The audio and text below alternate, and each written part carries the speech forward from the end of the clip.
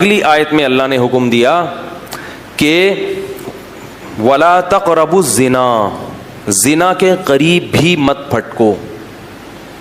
یہ بڑا اہم مسئلہ ہے اس زمانے میں۔ یوسف علیہ السلام کے واقعے میں ہم نے پڑھا تھا نا کہ کیسے انہوں نے اپنے آپ کو زنا سے بچایا۔ آج جو لوگ زنا کرتے ہیں ان میں دو قسم کے لوگ ہیں۔ ایک تو لبرل سے لوگ جو مذہب سے دور ہیں، وہ کہتے ہیں اس میں خرابی کیا ہے، ہم کسی سے زور زبردستی نہیں کر رہے، جب سامنے والے بھی راضی اور یہ بھی راضی تو کسی کا دل تو نہیں دکھا رہے، اور ہم جو ہے کوئی ایسا بھی نہیں کر رہے کہ کوئی ولد الزنا بچہ پیدا ہو جائے، احتیاطی تدابیر بھی کر رہے ہیں، تو کیا ہے، ایک ڈپریشن ہے، ایک جو ہے نا وہ تھوڑی سی دور ہو جائے گی، سکون مل جائے گا۔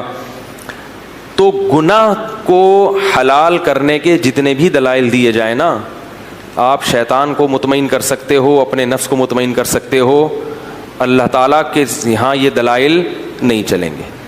اگر اس کی کوئی گنجائش ہوتی کہ آپ کو میں بہت مجبور ہو گیا ہوں، بھائی میں نکاح کے میرے پاس اسباب نہیں ہیں، وسائل نہیں ہیں، مجھے رشتہ نہیں مل رہا، میں مجبور ہو گیا ہوں اور میں جو ہے نا ڈپریشن کا مریض بن گیا ہوں، میری راتوں، بعض لوگ پر شہوت کا ایسا غلبہ ہو جاتا ہے، کوئی بھی عذر قیامت کے دن نہیں چلے گا۔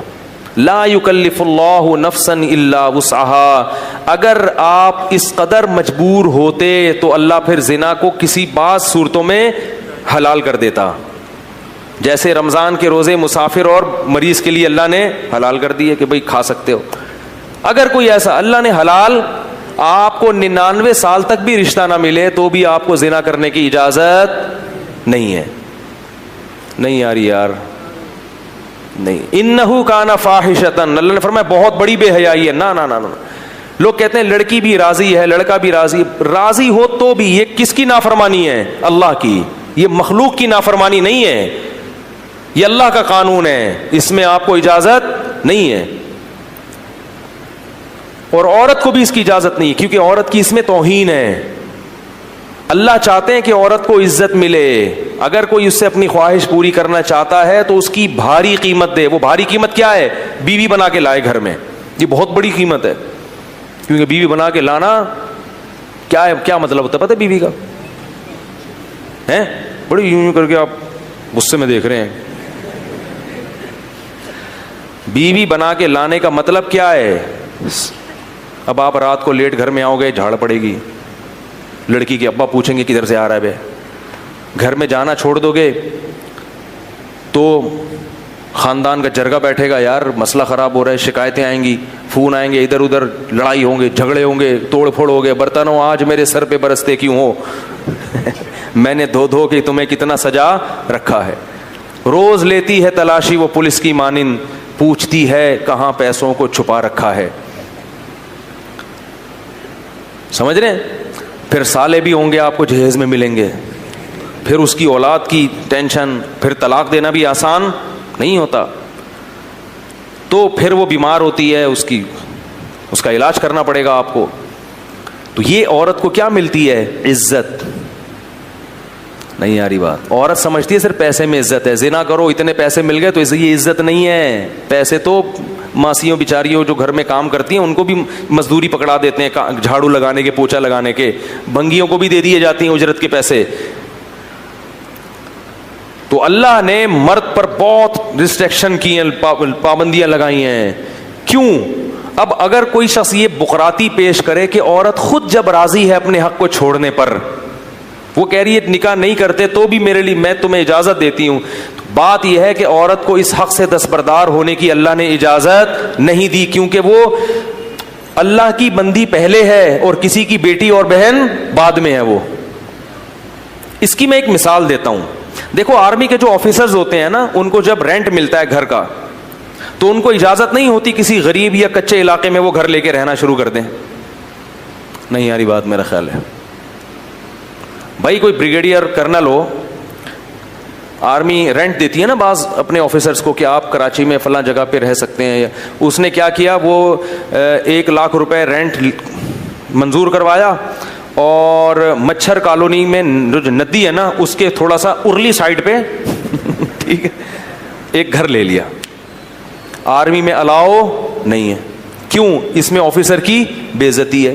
اب کوئی آفیسر کہے کہ میں جب اپنی بے عزتی پہ خود ہی راضی ہوں، بھائی میں یہ پیسے بچا کے غل غپاڑے کروں گا, اڑاؤں گا پیسے, اور میں 5,000 والے گھر پہ رہ رہا ہوں, تو آرمی کہے گی کہ آپ بعد میں ہیں, گورنمنٹ کے ملازم پہلے ہیں, کیونکہ آپ کی بے عزتی سے آرمی کا جو مورال, آرمی کا جو ایک جو معیار ہے نا لوگوں کی نظر میں, وہ کیا ہوگا, ڈاؤن ہوگا. کیا بھائی یہ آفیسر تو ہم نے دیکھا اس دن دھوتی بنیان میں گھوم رہا تھا, پاکستانی فوج تو ایسی ہے بھائی.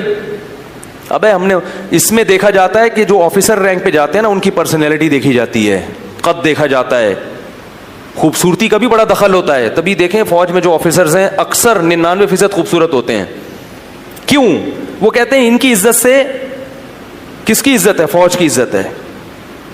اور جب ان کی عزت ہوگی تو ماتحت بھی کیا کریں گے, اپنے افسر کی عزت کریں گے. ایسا نہ ہو کہ ماتحت وہ زیادہ ہینڈسم اسمارٹ اور انگلش خوب مار رہا ہے اور PhD کیا ہوا ہے اور آفیسر 8ویں پاس ہے, تو وہ اس کی فرما برداری بولو بھائی نہیں کرے گا. تو آپ کو بعض جگہوں پہ دنیا میں بھی اپنے حق سے دستبردار ہونے کی اجازت نہیں ہوتی. تو یہ جو عورتیں ہیں نا جتنی اللہ نے پیدا کی ہیں, یہ کسی کی بہن یا بیٹی بعد میں ہیں, اللہ کی بندی پہلے ہیں. اللہ ان کی بے عزتی کی ان کو خود بھی اجازت نہیں دیتا, کیونکہ اس میں دوسری عورتوں کی بھی کیا ہے, توہین ہے. اس لیے کہ جب سستے میں مرد کو اس طرح سے حرام کاری کا دروازہ مرد کے لیے کھل جائے گا تو پھر کسی کی بیٹی اور بہن کو لوگ عزت سے بیوی بنانے کے لیے تیار نہیں ہوں گے.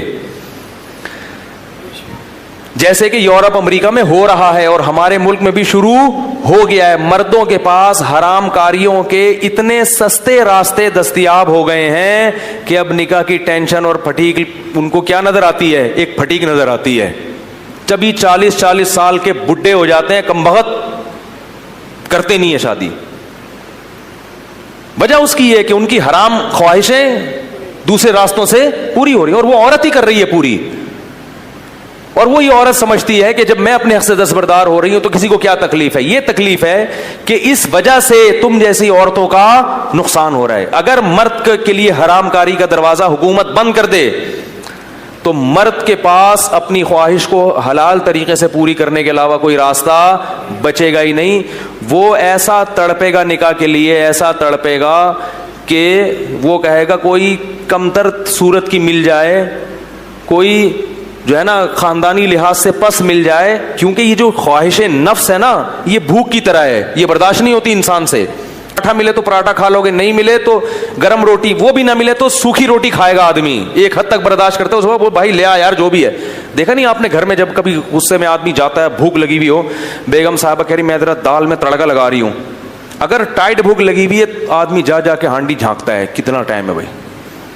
پھر بھی صبر نہ ہو تو کیا کہتا ہے, بھائی جو ہے لے آؤ, میں بغیر تڑکے کے بغیر ٹماٹر کے کھا لوں گا, لے آؤ.